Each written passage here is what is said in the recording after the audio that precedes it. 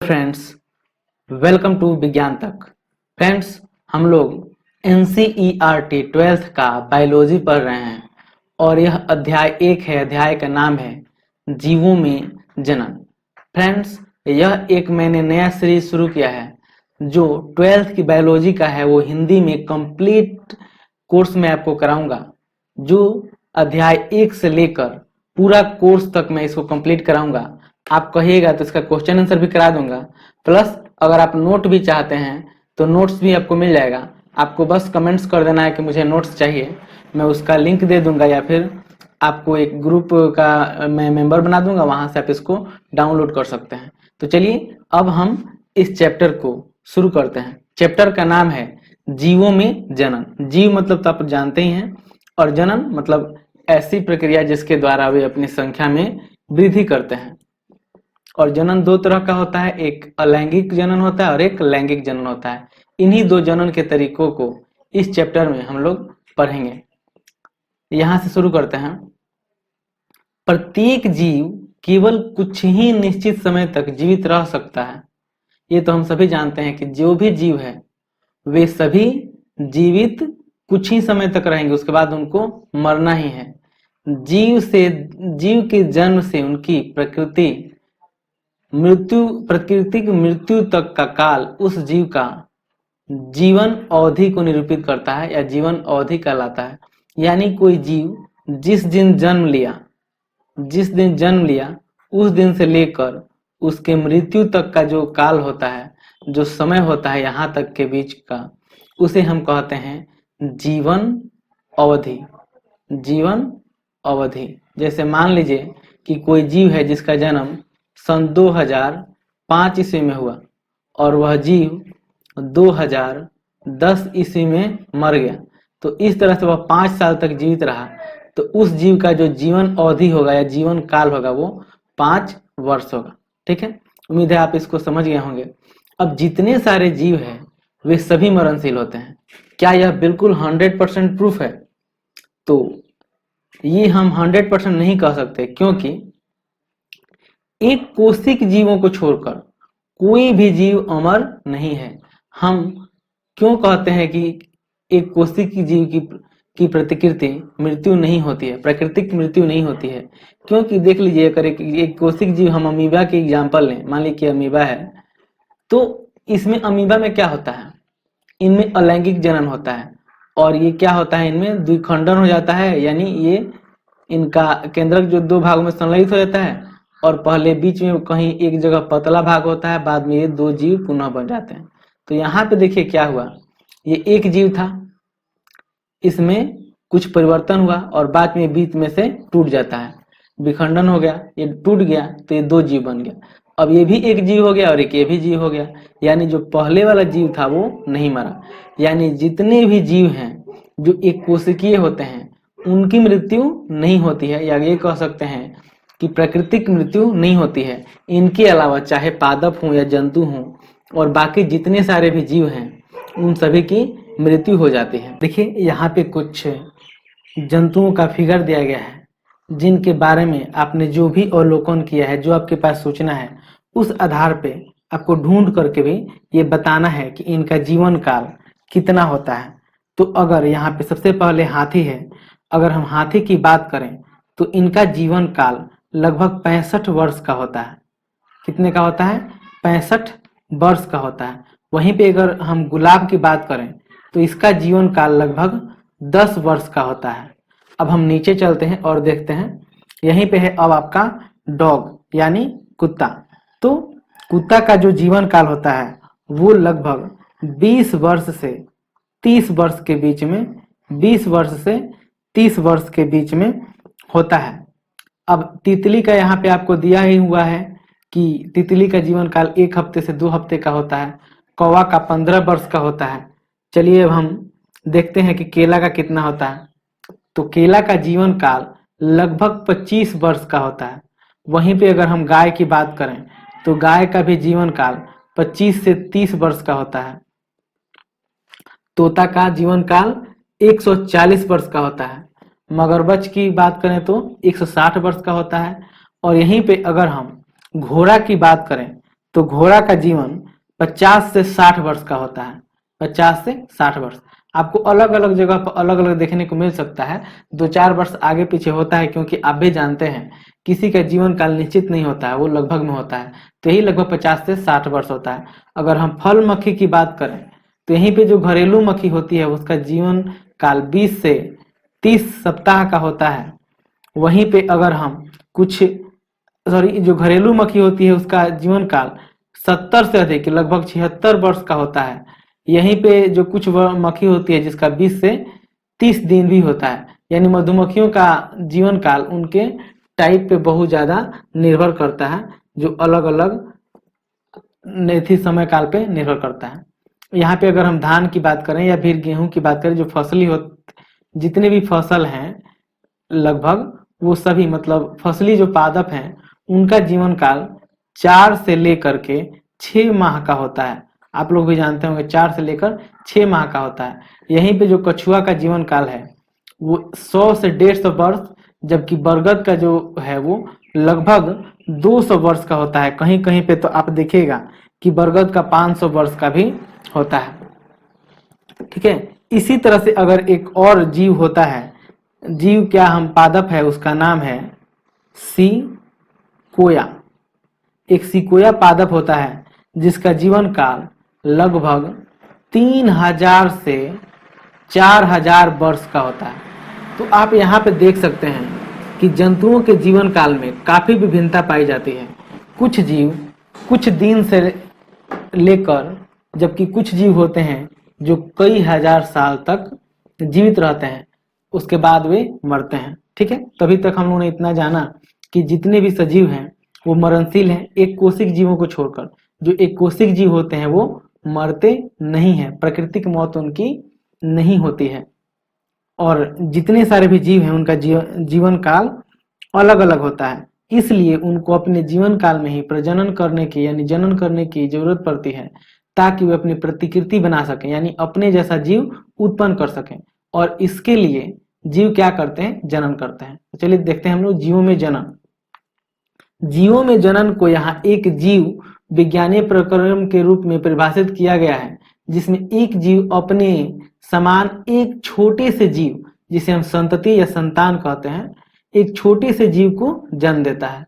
संतति में वृद्धि होती है, उसमें परिपक्वता आती है तथा इसके बाद वह नई संतति को जन्म देती है। ये तो हम लोग सभी जानते हैं कि कोई भी जीव है वो क्या होगा, अपने जैसा। मान लीजिए कि कोई एक जीव है, अगर इंसान की बात करें तो ये मान लीजिए कि एक जीव है, वो क्या करता है, अपने जैसा एक पहले छोटा सा जीव उत्पन्न करेगा और इस जीव में भी फिर वृद्धि होगी, वृद्धि होकर के या फिर जीव उत्पन्न करेगा। इस तरह से प्रक्रम चलते रहता है। इसके लिए 2 तरह से जनन होता है, आपको मैंने शुरू में बताया था। एक होता है लैंगिक जनन और एक होता है अलैंगिक जनन। अलैंगिक जनन क्या है और लैंगिक जनन क्या है, इसके बारे में पहले आपको शॉर्ट में बता देता हूँ।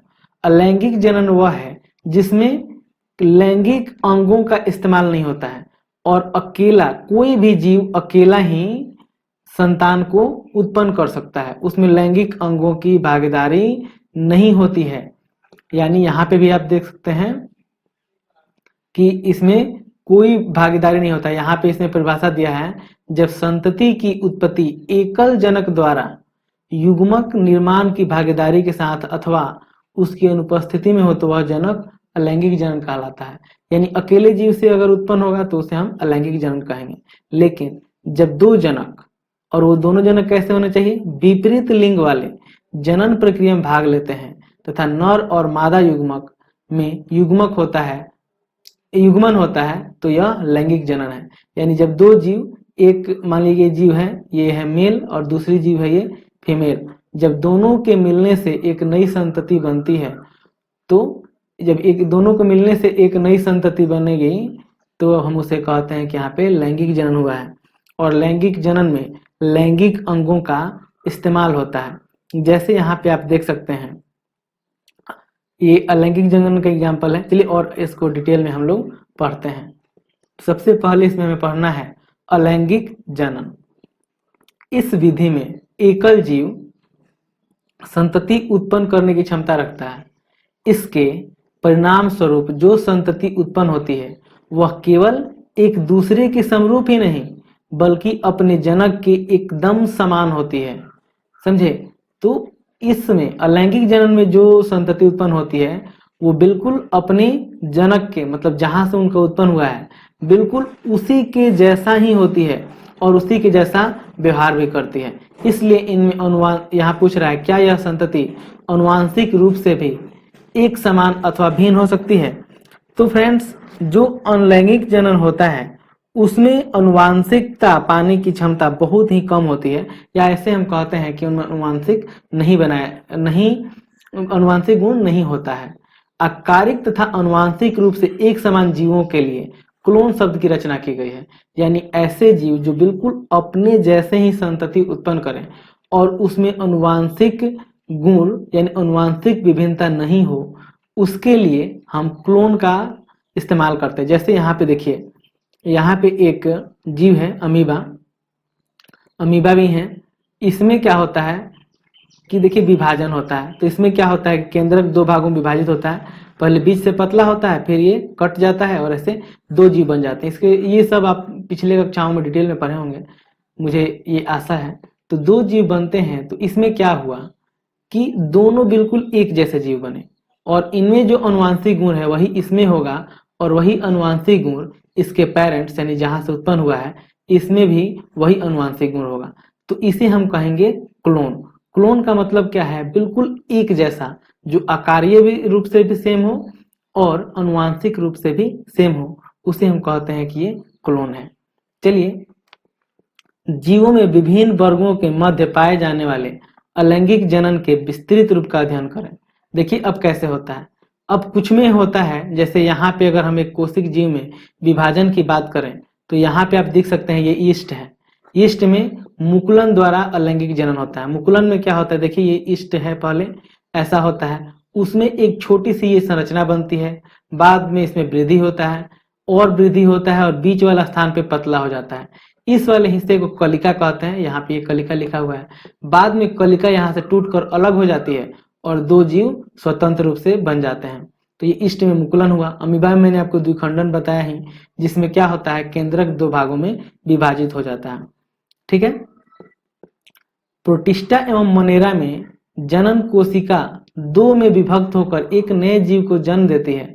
अतः इन जीवों में समसूत्री कोशिका विभाजन एक प्रकार से जनन की क्रिया विधि है, यानी कोशिका विभाजन द्वारा ही इसमें जनन होता है। बहुत से एकल कोशिका जीव द्विखंडन से उत्पन्न करते हैं।